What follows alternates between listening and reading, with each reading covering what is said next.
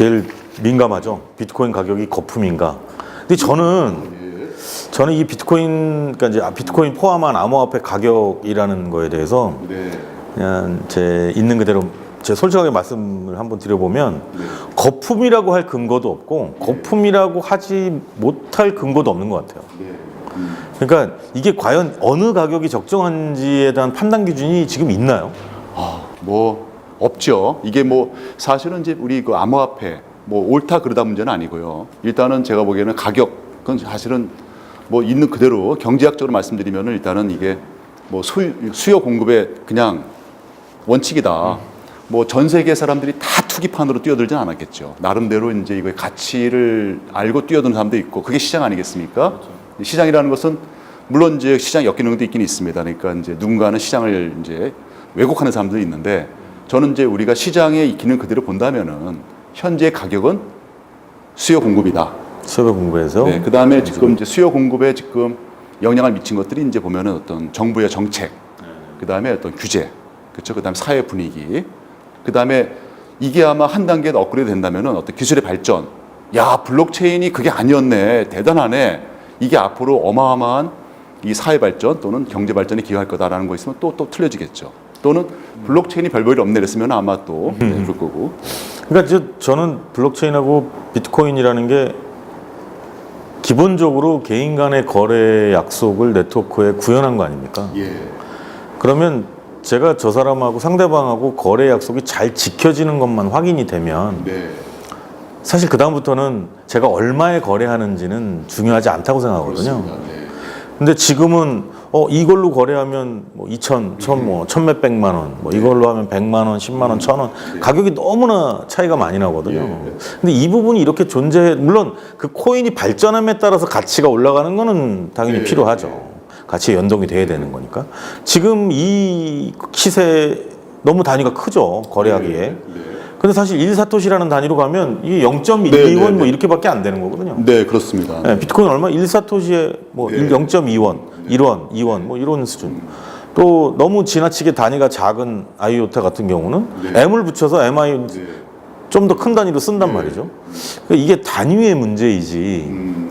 그렇습니다. 예, 이게 비트코인은 비싸고 아이오타는 뭐 싸고 뭐 이렇게 표현하고 얘기되는 것이 맞나? 저는 그런 거에 궁금증이 좀 있습니다. 사실 뭐 저도 사실은 이제 뭐 그 말씀이 맞는 게 저는 이제 비트코인을 비롯한 나머지 암호화폐들 우리가 이제 나머지는 다 알트코인이라 그러죠. 뭐 그러는데 뭐 그 코인 자체가 어떤 블록체인 생태계에서 필요한 어떤 팩터다, 요소다라는 시가 바라보면은 사실은 가격은 문제가 안 됩니다. 네, 그렇죠. 문제가 안 되고.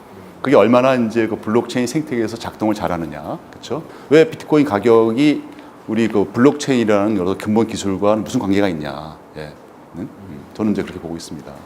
김치 프리미엄도 저는 이제 그런 연장선상에서 보면 뭐 그렇게 심각하게 봐야 되느냐? 저는 그건 잘 모르겠어요. 왜냐하면 결국은 시장에서 수렴되고 있거든요. 그러니까 당장 그거에 대한 기대, 내가 지금 비싸게 사지만.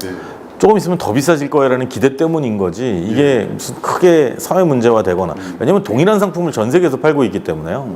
그렇죠?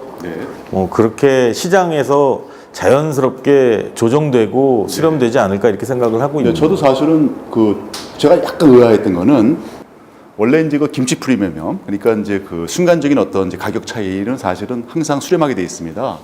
그 예를 들어서 이제 뭐 태국에서 만일 이제 100원짜리가 한국에 150원에 팔린다 그러면 당연히 흐름이 있겠죠.